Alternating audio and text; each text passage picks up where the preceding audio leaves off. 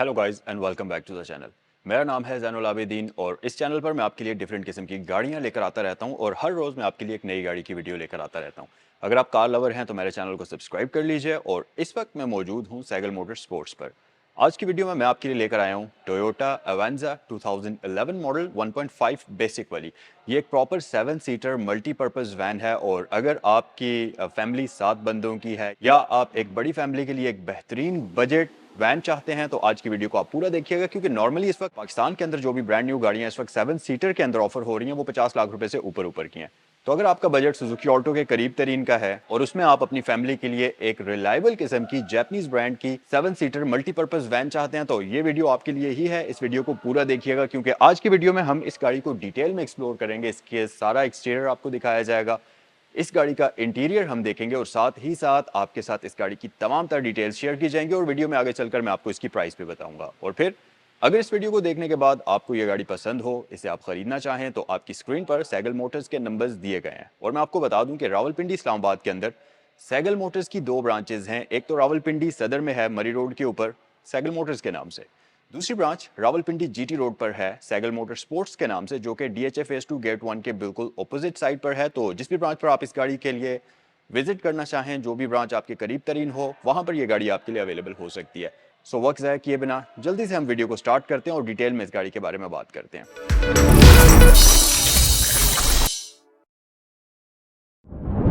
अच्छा गाइस, तो गाड़ी को स्टार्ट करने से पहले आप ज़रा इसकी की देख लीजिए। बेसिक सी टोयोटा की है जिसके साथ आपको एक रिमोट मिलता है जिस पर लॉक अनलॉक है। उसके अलावा इसकी बिल्कुल बेसिक की है। दोनों साइड पर आपको टोयोटा का बैज मिल जाएगा और एक सिंपल सी की है। सो गाड़ी अभी अनलॉक्ड है और मैं इसको स्टार्ट कर लेता हूँ जल्दी से। इसकी लाइट्स को ऑन करता हूँ और आपको इसका स्टार्टअप दिखाते हैं।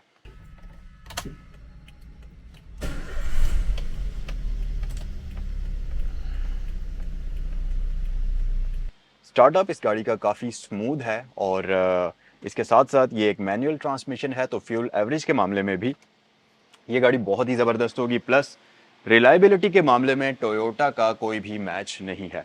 सो डिटेल में बात करते हैं और एक्सटीरियर की तरफ अगर आ जाएं तो आप देखेंगे कि ये क्योंकि 2011 का मॉडल है तो उस ज़माने में नॉर्मली सेडान्स के अंदर भी कोई एलईडी लाइट्स नहीं हुआ करती थी, पार्किंग सेंसर्स, कैमरास, इस तरह का कोई भी ट्रेंड उस वक्त इतना ज़्यादा था नहीं। यहाँ पर भी वही सीन है, बिल्कुल बेसिक आपको लाइट्स मिलती हैं। हेलोजन बल्ब में इसकी आपको क्रिस्टल लाइट्स मिल जाती हैं जिसमें लो बीम शामिल है, हाई बीम शामिल है। इसके साथ साथ इंटीग्रेटेड फॉर्म में आपको टर्न इंडिकेटर्स मिलते हैं और पार्किंग लाइट्स भी इन्हीं लाइट्स के अंदर शामिल है जो कि हेलोजन में है।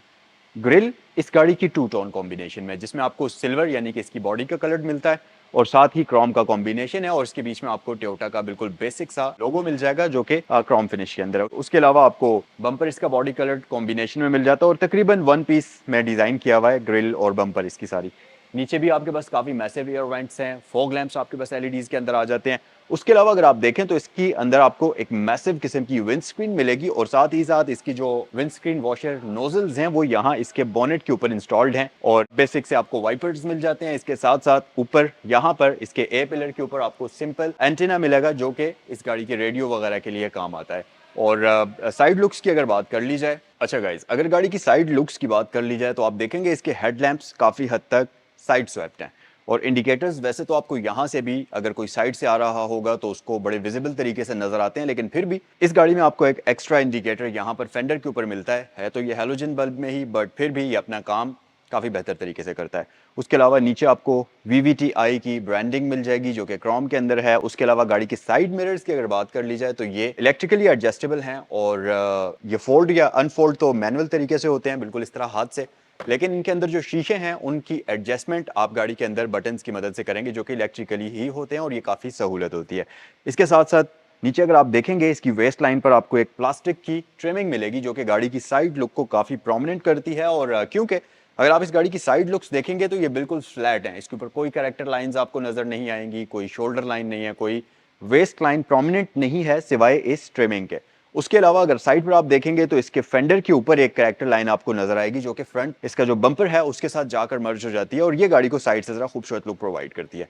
अच्छा, एक चीज आपको मैं बता दूं, कंडीशन की भी अगर बात करते चलें तो इस गाड़ी का सिर्फ एक पीस रीपेंटेड है और वो है इस गाड़ी की फ्रंट हुड। इसका एक पेंट हुआ हुआ है, बाकी ये टोटल गाड़ी ओरिजिनल पेंट के अंदर है। 2011 का मॉडल है, 1.5 लीटर मैनुअल ट्रांसमिशन के साथ 7 सीटर है और बिल्कुल बेसिक वेरिएंट है अवांजा का। और प्राइस की अगर बात कर ली जाए तो इस गाड़ी की आस्किंग प्राइस है 3.6 मिलियन। अगर इससे रिलेटेड कोई भी इंफॉर्मेशन आपने हासिल करनी है तो साइकिल मोटर स्पोर्ट्स पर ये गाड़ी अवेलेबल है। उसके अलावा एक और चीज़ आप देखेंगे कि गाड़ी के जो डोर लैचेस हैं ये क्रोम के अंदर हैं, बॉडी कलर्ड नहीं है और क्रोम फिनिश के अंदर होने की वजह से ये काफ़ी खूबसूरत लग रहे हैं।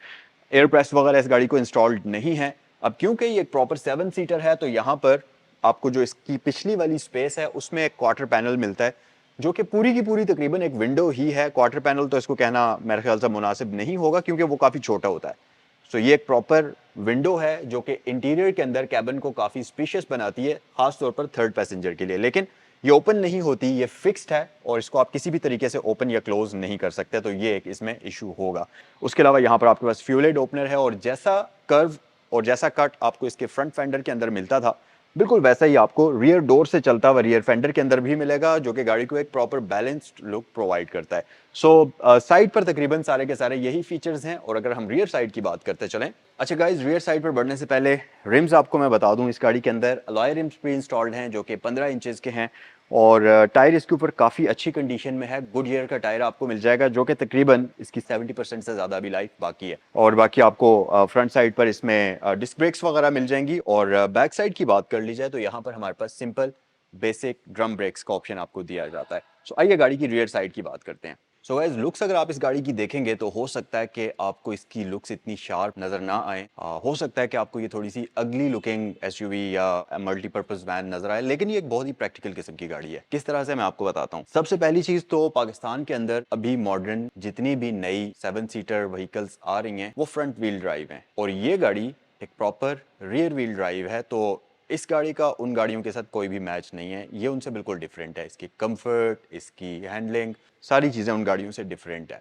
प्लस क्योंकि ये 1500 सीसी इंजन के साथ एक मैनुअल ट्रांसमिशन आपको ऑफर करती है तो उस लिहाज से इसको मेंटेन करना, इसकी फ्यूल एवरेज, इसको डेली बेसिस पर चलाना आपके लिए काफ़ी आसान हो जाता है और ये एक बड़ी प्रैक्टिकल कार बन जाती है। उसके साथ साथ बैक साइड पर अगर आप देखेंगे तो आपके पास सारी चीज़ें तकरीबन कंप्लीट ही हैं। स्पॉइलर आपके पास लगा हुआ है जो कि लुक्स में भी इजाफा करता है और एरोडायनामिक्स को भी बेहतर बनाता है और इसके ऊपर एलईडी लाइट्स हमारे पास मौजूद है। इसके साथ साथ रियर विंडस्क्रीन के अंदर आपके पास डीफॉगर मौजूद है, आपके पास रियर वाइपर मौजूद है, वॉशर मौजूद है। पीछे आपको टोयोटा का बैज मिल जाएगा, अवांजा की ब्रांडिंग यहाँ है और 1.5 की ब्रांडिंग है, जिसका मतलब है कि इसके अंदर 1500 सीसी का इंजन है। उसके अलावा नीचे आपको क्रोम ट्रिमिंग मिल जाएगी, रियर व्यू कैमरा और एंड्रॉइड पैनल इसमें बेशक आफ्टर मार्केट लगे हुए हैं लेकिन ये चीज़ें इसमें आपको प्री इंस्टॉल्ड मिलेंगी, तो इस तरह के खर्चे आपको इसमें बाद में नहीं करने पड़ेंगे।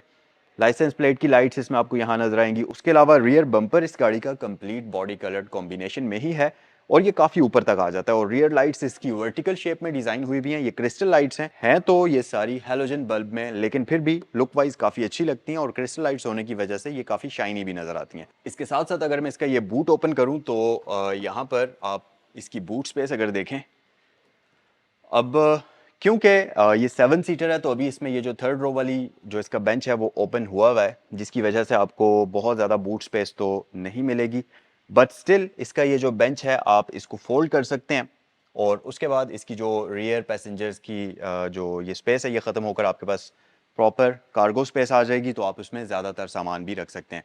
यहाँ पर आपके पास इंसोलेशन मौजूद है, इसको होल्ड करने के लिए आपके पास हाइड्रोलिक सिस्टम मौजूद है और इसके साथ साथ अगर आप 7 पैसेंजर्स इसमें सफ़र करते हैं तो जो पिछले पैसेंजर्स हैं उनके लिए आपको प्रॉपर सीट बेल्ट्स का ऑप्शन भी दिया जाता है, इस तरफ भी और इस तरफ भी आपको सीट बेल्ट्स दिए जाते हैं और ये लॉक होने वाले हैं, यानी कि जब आपको कोई झटका लगता है तो ये सीट बेल्ट ऑटोमेटिकली लॉक हो जाता है, तो ये आपको बड़ी ज़बरदस्त चीज़ मिल जाएगी इसके अंदर। सो इसको हम क्लोज कर लेते हैं और वहां पर उस तरफ इसका फ्यूल हेड ओपनर आपको दिया जाता है। सो आइए गाड़ी के अंदर चलते हैं और इसका इंटीरियर देखते हैं। सो जनाब, इंटीरियर के बारे में डिटेल से बात करते हैं और सबसे पहली चीज़ जो आप गाड़ी के अंदर आकर नोटिस करेंगे वो ये है कि इसका इंटीरियर बहुत ज़्यादा फैंसी नहीं है।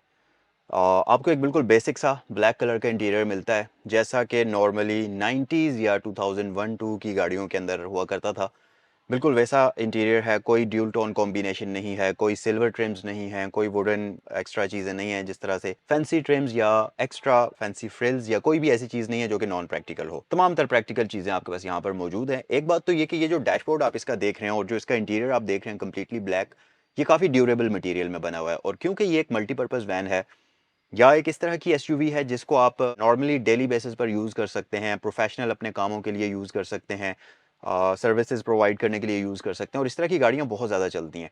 और इस गाड़ी को भी डिज़ाइन उसी तरीके से किया गया है, कोई फैंसी फ्रिल्स आपको नहीं दी गई। लेकिन जो इसमें ज़रूरत की चीज़ें हैं वो सारी की सारी पूरी हैं। फॉर एग्जांपल, यहाँ पर आपको एसआरएस एयर बैग मिल जाएगा, वहाँ पर पैसेंजर के लिए एसआरएस एयर बैग मौजूद है सेफ्टी के लिए। और जैसा कि मैं आपको बता चुका हूँ कि रियर सीट्स में आपको सीट बेल्ट्स मिलते हैं, थर्ड रो वाली, और यहाँ भी आपके पास सारा वही सीन है। उसके साथ साथ इसमें आपको पावर्ड स्टीयरिंग व्हील मिलता है। और अगर एडजस्टमेंट की बात की जाए तो अनफॉर्चुनेटली इसमें आपको एडजस्टमेंट नहीं मिलती, क्योंकि यहाँ पर कोई भी एडजस्टमेंट लीवर मौजूद नहीं है। बट स्टिल ये पावर्ड है। और स्टीयरिंग व्हील की फील काफ़ी मज़े की है। ये लेदर स्टिच है, और ये बाद में स्टिचिंग नहीं हुई हुई, फैक्ट्री से ही लेदर स्टिच आया हुआ है। और इसकी फील आप जब इसको होल्ड करते हैं तो ये काफ़ी कंफर्टेबल है, काफ़ी मज़ेदार है। इसमें 4 स्पोक स्टीयरिंग व्हील आपको मिलता है जो कि काफ़ी स्टर्डी किस्म का है। यहाँ पर आप देखेंगे कि काफ़ी हद तक लैंड क्रूज़र की जो 2002-3 वाली गाड़ियाँ आती थी प्राडोज़ की, उस तरह का स्टीयरिंग व्हील है। तो यहाँ पर आपको कुछ डमी बटन्स मिलेंगे जिनके ऊपर कोई भी आपको मल्टीमीडिया के कंट्रोल्स नहीं मिलते। जैसा कि मैं आपको ऑलरेडी बता चुका हूँ कि इसमें कोई फैंसी फ्रेल्स इस तरह की कोई चीज़ नहीं मिलती, बट स्टिल ये एक बड़ी प्रैक्टिकल किस्म की गाड़ी है। राइट साइड पर जो आपके कंट्रोल्स हैं, बेसिकली ये हेडलाइट्स के कंट्रोल्स हैं। तो ऊपर वाला रिंग है, उसकी मदद से आप इसकी मेन हेडलाइट्स को ऑन या ऑफ करेंगे। साथ ही आप इसको हाई बीम पर शिफ्ट अगर आपने करना है तो आप इसको आगे की तरफ पुश कर देंगे, और अगर आपने इसको ऊपर की तरफ पुल करेंगे तो इसका डिपर एक बार ऑन हो जाएगा और वापस ये अपनी जगह पर चला जाएगा। इसके साथ साथ जो आगे वाला छोटा रिंग है, उसकी मदद से आप इसकी फॉग लैंप्स को अपनी ज़रूरत के अकॉर्डिंगली ऑन या ऑफ कर सकते हैं। इसी तरह राइट या लेफ्ट साइड पर करने से आपके इंडिकेटर्स काम करेंगे। और वाइपर्स की अगर बात कर ली जाए तो इसमें बेसिक वाइपर्स आपको मिलते हैं, ऑटोमेटिक नहीं है। और क्योंकि इसमें रियर विंड स्क्रीन का वाइपर भी मौजूद है, तो इसी तरह आप अगर आप इसको इस तरफ मूव करेंगे तो आपका रियर वाइपर एक्टिवेट होगा, आगे की तरफ मूव करेंगे तो आपका फ्रंट वाइपर जो है वो एक्टिवेट होगा। सो इस नॉब की मदद से आप जो है इसके वाइपर्स को ऑन या ऑफ करेंगे, और अगर आप एक बार ऊपर करेंगे तो इसके वॉशर्स एक्टिवेट हो जाएंगे और साथ विंडस्क्रीन वाइपर्स भी चल जाएंगे, जिससे आपकी विंडस्क्रीन साफ हो जाएगी। उसके अलावा ड्राइवर की राइट साइड पर, यानी कि स्टीयरिंग व्हील की राइट साइड पर आपके पास कुछ कंट्रोल्स हैं, जिनमें सबसे ऊपर सिक्योरिटी का आपको एक लाइट मिलती है, यानी कि इस गाड़ी के अंदर आपको इमोबिलाइजर भी दिया गया है। उसके साथ आपको उसके नीचे आपको विंड स्क्रीन के लिए डीफॉगर का बटन मिलता है, वो भी यहाँ पर मौजूद है। साइड मिरर्स इसके इलेक्ट्रिकली एडजस्टेबल हैं, उनके लिए आपको बटन्स मिल जाते हैं। नीचे आप देखेंगे तो आपको एक बड़ा ही मजेदार किस्म का स्टोरेज कंपार्टमेंट मिलता है, जो कि एक सर्कुलर शेप में है। इसमें आप पानी की बोतल रख सकते हैं, वॉलेट, कोई भी इस तरह की चीज रख सकते हैं। और बिल्कुल नीचे आपके पास हुड को रिलीज करने के लिए एक लैच दिया गया है, और यहाँ पर नीचे कोई भी ऑप्शन नहीं है। डोर की अगर मैं बात करूं तो यहाँ पर फैब्रिक के पैनल्स आपको मिलेंगे जो कि काफी मजेदार हैं। विंडोज इसकी तमाम तरह इलेक्ट्रिक हैं, और ड्राइवर वाली ऑटो के साथ आती हैं, यानी कि आप एक बार टैप करेंगे तो ये पूरी विंडो रोल डाउन हो जाएगी। इसके साथ साथ विंडोज को आप यहाँ से लॉक भी कर सकते हैं। तो तमाम तरह प्रैक्टिकल किस्म की चीजें आपको इसमें दी जाती हैं। फ्रंट पर आपके पास 4 एयर वेंट्स आ जाते हैं, और क्योंकि ये एक लॉन्ग व्हीकल है तो आपको ऊपर भी एक ब्लोअर मिलता है यहाँ पर छत के अंदर, जैसा कि आजकल पाकिस्तानी गाड़ियों के अंदर आपको मिल रहा है। चंगान की जो वो है कारवान वगैरह, इस तरह की गाड़ियों के अंदर आपको मिलता है। सो यहाँ पर भी आपको एक प्रॉपर ब्लोअर मिलता है जो कि हवा को यहाँ से उठाकर पीछे की तरफ ब्लो करता है। अगर इसको मैं कंपेयर करूं चंगान कारवान के साथ, वो 1000 सीसी वाली गाड़ी है, जबकि ये 1500 सीसी EFI इंजन होने की वजह से एक तो प्रॉपर पिक प्रोवाइड करती है, हाई स्पीड पर आपको कोई भी अंडर पावर फील नहीं होती, बेशक गाड़ी लोडेड हो। इसके साथ साथ इसकी एसी की एफिशिएंसी भी बहुत औसम किस्म की है, क्योंकि टोयोटा की जितनी भी गाड़ियां इस एरा में आई थी, एसी उनके नो डाउट के बहुत अच्छे थे, और सेम इसका भी है।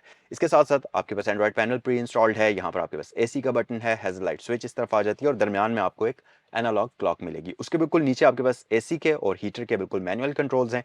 दरमियान से आप इसके फैन को कम या ज्यादा करेंगे, और उसके नीचे आपके पास एक लाइटर है, और बिल्कुल साथ आपके पास एक एश ट्रे मौजूद है। पीछे अगर आप आएंगे तो आपके पास एक और स्टोरेज कंपार्टमेंट है, सो आप डिफरेंट जगहों पर अपने वॉलेट्स, इस तरह की चीजें रख सकते हैं। 5 स्पीड फॉरवर्ड मैनुअल ट्रांसमिशन इस गाड़ी के अंदर आपको मिलती है, जो कि सबसे बड़ा प्लस पॉइंट है। और मैनुअल ट्रांसमिशन की ड्राइव, उसकी फील बिल्कुल डिफरेंट होती है।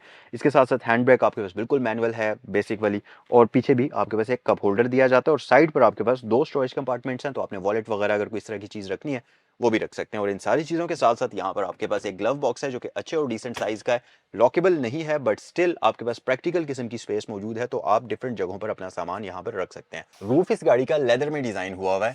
अब नॉर्मली गाड़ियों में फैब्रिक का रूफ होता है, लेकिन क्योंकि ये गाड़ी बहुत ज़्यादा यूज़ होने वाली, कमर्शियल पर्पज़ के लिए भी आप इसको यूज़ कर सकते हैं, तो इसका जो रूफ है ये बेसिकली आर्टिफिशियल लेदर आप इसको कह सकते हैं, या लेदराइट आप इसको कह सकते हैं, जो कि अगर गंदा हो जाए तो इसको आप साफ बहुत आसानी से कर सकते हैं। ऑल पर्पस क्लीनर मिलते हैं आराम से, या आप सिंपल सर्फ वाला कपड़ा या सिंपल आप शैम्पू से इसको कपड़ा लगाएंगे तो ये बड़ी आसानी से साफ हो जाता है। जबकि अगर कपड़े का रूफ आ जाए इसमें, तो वो अगर गंदा हो जाए तो उसको साफ करना बहुत बड़ा सिर दर्द होता है। लेकिन ये आप बड़ी आसानी से साफ़ कर सकते हैं, जो कि एक और प्लस पॉइंट है इस गाड़ी का।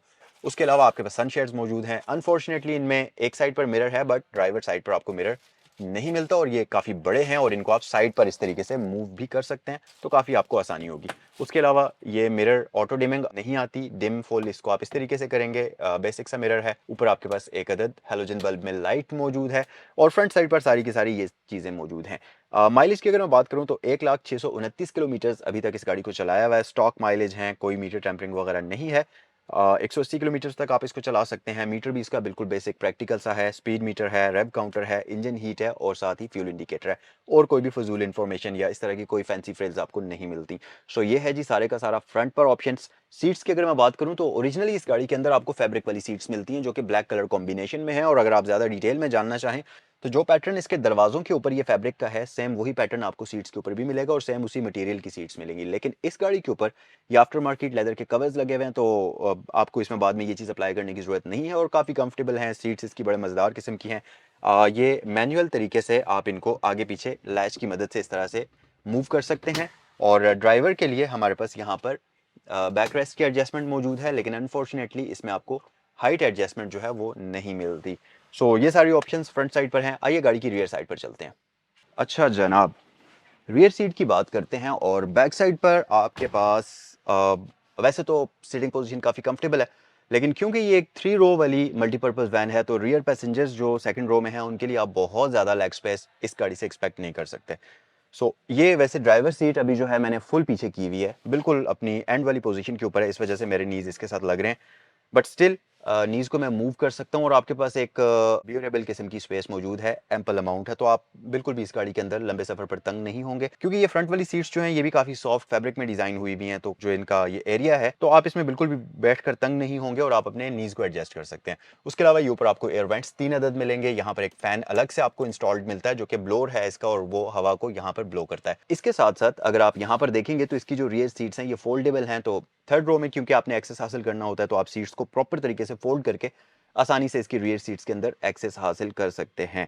इसके साथ साथ बैक साइड पर सीट्स इसकी काफ़ी कंफर्टेबल हैं और 2 बंदे बैक साइड पर बैठ सकते हैं क्योंकि हेडरेस्ट 2 ही आपको दी गई हैं और दरमियान में एक हम्प भी मौजूद है।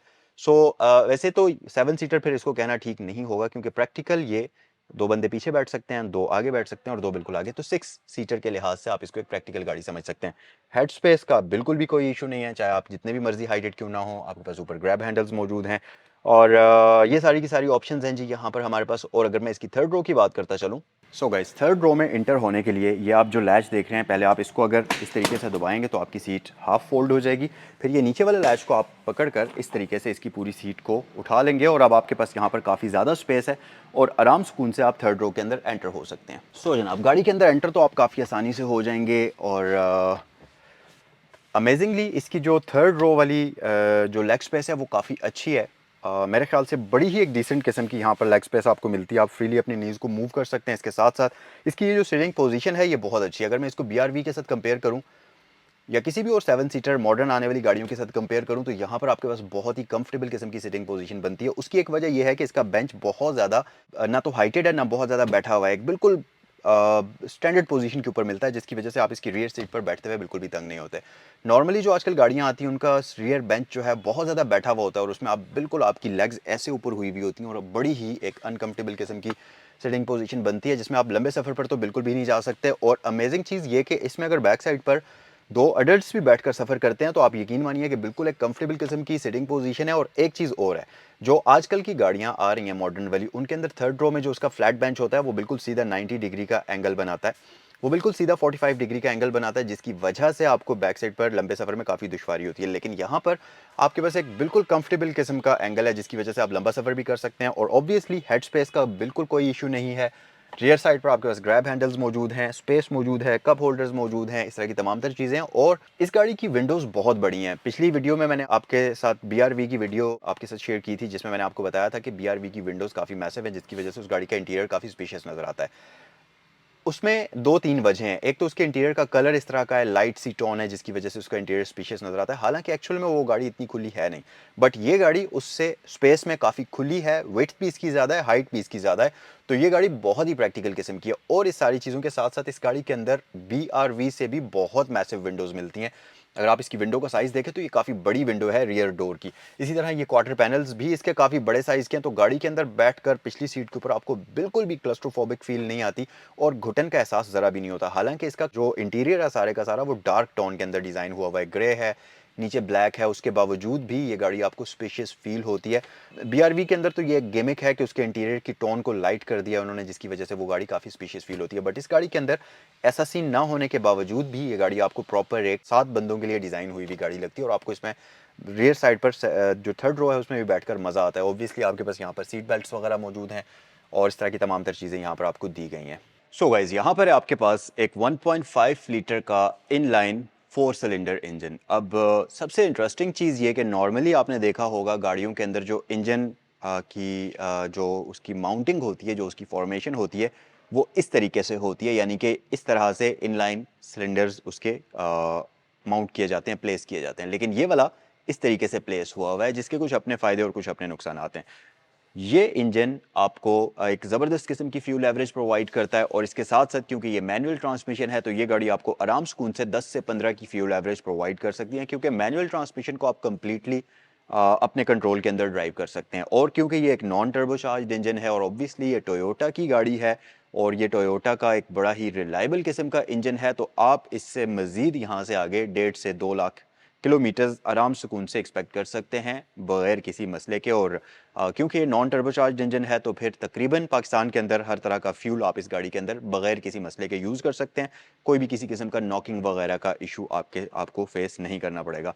और ये EFI है, VVTi इंजन है, तो फिर फ्यूल एवरेज का भी आपके लिए कोई प्रॉब्लम नहीं होगा। उसके साथ साथ आपके पास यहाँ पर ये इंसोलेशन मौजूद है, इसको होल्ड करने के लिए आपको यहाँ पर स्टिक दी गई है, कोई हाइड्रोलिक सिस्टम मौजूद नहीं है। बाकी ABS वगैरह इस गाड़ी के अंदर आपको मिल जाएगा। यहाँ पर इसकी बैटरी इंस्टॉल्ड है। ओवरऑल इसका इंजन बे जो है काफ़ी अच्छी हालत के अंदर है और ना सिर्फ यहाँ पर इंसोलेशन मौजूद है, बल्कि जो इसके इंजन की बैक वॉल है उसके अंदर भी इंसोलेशन आपको प्रॉपर तरीके से दी गई है। सो इंजन पे आप इसका कंप्लीटली देख सकते हैं। सो जी, ये था आज का रिव्यू टोयोटा अवांजा 2011 1.5 का। कमेंट सेक्शन में मुझे बताइए कि ये गाड़ी आपको कैसी लगी और अगर इसे खरीदना चाहें तो ये सैगल मोटर स्पोर्ट्स पर अवेलेबल है। आप सैगल मोटर्स या सैगल मोटर स्पोर्ट्स दोनों ही ब्रांचेस पर विजिट कर सकते हैं, जो कि रावलपिंडी इस्लामाबाद में है। मजीद किसी भी किस्म की इन्फॉर्मेशन के लिए जो स्क्रीन पर आपको नंबर्स दिए गए हैं, ये दोनों ही ब्रांचेस के हैं, इन पर आप कॉल कर सकते हैं। कमेंट सेक्शन में मुझे बताइएगा कि ये बजट MPV आपको कैसी लगी, 7 सीटर के लिहाज से अगर आप इसको देखेंगे तो आपको ये गाड़ी कैसी लगी। नेक्स्ट वीडियो में आपसे मुलाकात होती है। अस्सलाम वालेकुम।